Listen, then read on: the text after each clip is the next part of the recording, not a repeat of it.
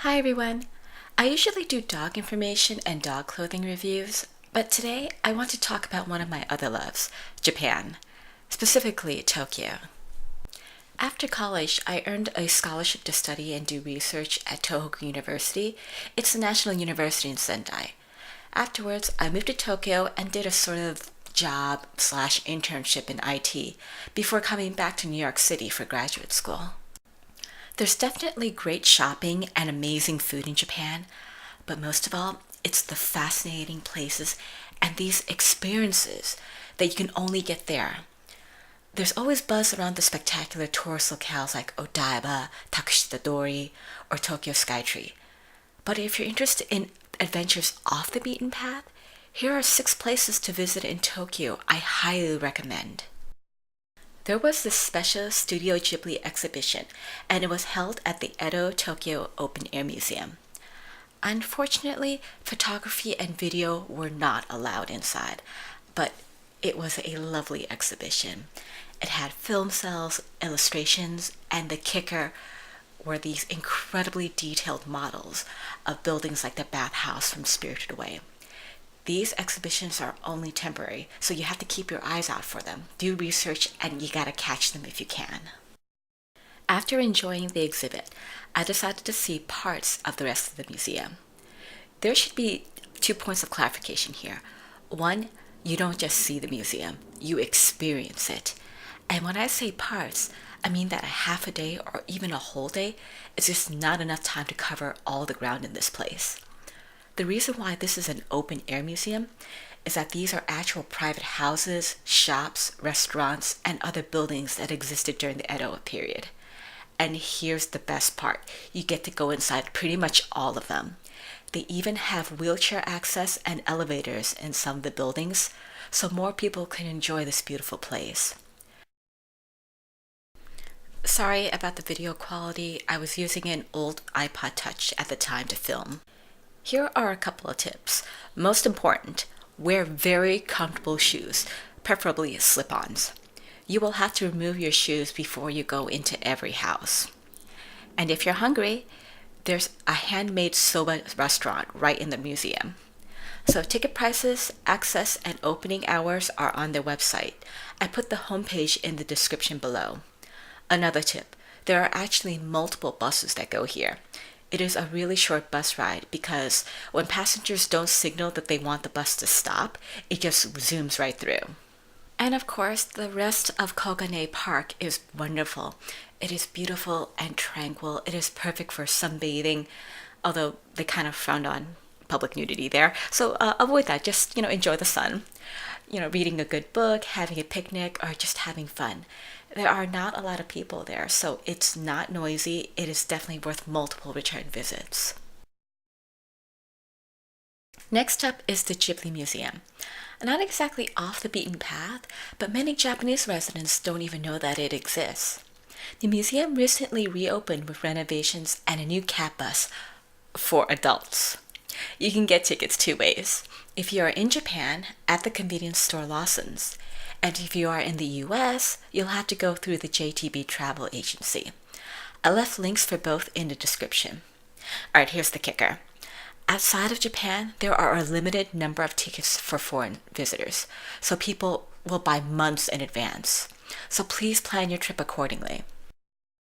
I've also left the official museum website in the description so you can look up access, check out the special exhibition, and other information such as how to get tickets when you're in other countries. And of course, tips. No photos or videos are allowed inside, but you could take them outside. The ticket is a replica of an animation cell, so keep it. It's such a good souvenir. Head to the roof for the Laputa statue first. That's my recommendation. Walk around to find this cube. I missed this the first time. Then make your way down to the other floors. Definitely see the short films. They are only shown at the museum. Your ticket gives you access. The film is shown constantly throughout the day, so don't worry about missing it. The gift shop. If you see something you like, get it. During a follow-up visit, I found that the gift shop had changed and the art books, posters, and other items I got were no longer sold. And finally, even though the restaurant looks nice, it could be a very long wait. Decide whether you want to spend the time online to get a seat or spend time exploring the museum. I always choose to explore the museum. I was starving when I left the museum, but right across the street from the Ghibli Museum is going to be our next little adventure. Nearby is the Falconer's Cafe. The beloved birds of prey are staring back at you through the cafe's front window. As soon as you walk in, you'll see more of them. The cafe menu is very limited, but everything is fresh and home-cooked. I was mainly there to stare at the birds. Go on a Sunday to see people with their raptors, but always ask them if it's alright to take photos. Don't use flash photography. If you have any questions, please ask the owner. They also sell equipment there as well. Check the hours and days the cafe is open, but I happened in on a Monday when they were supposed to be closed. I was the only customer there after a group left, but I was too shy to talk to the owner, so be brave and polite. I call it the Tree Museum, but it's the Institute for Nature Study, or Shizen Kyoikuen. This park will never become overcrowded because they limit the number of visitors entering the museum park at a given time. This place is huge, and it's tranquil, and it is great for a picnic, a long leisurely walk, or even sitting down to draw or paint. And of course, bring your camera. That's why I have such few really good shots, because my iPod Touch does not take good pictures.